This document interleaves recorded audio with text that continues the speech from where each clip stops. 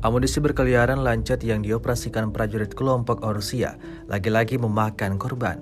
Baru-baru ini tepatnya di wilayah Krasnolimansky, angkatan bersenjata Rusia menargetkan serangannya ke arah militan Ukraina, menghancurkan pos komando angkatan bersenjata Ukraina.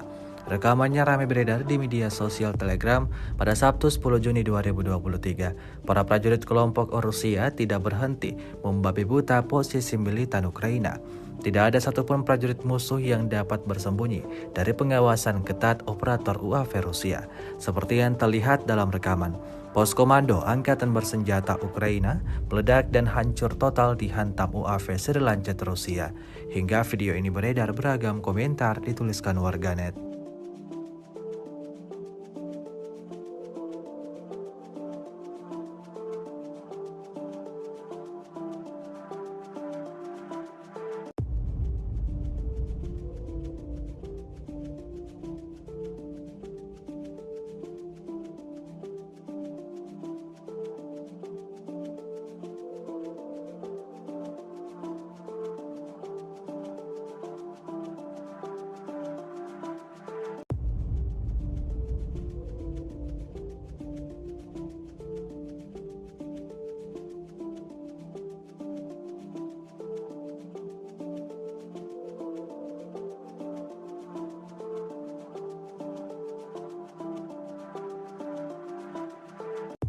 Terima kasih sudah nonton.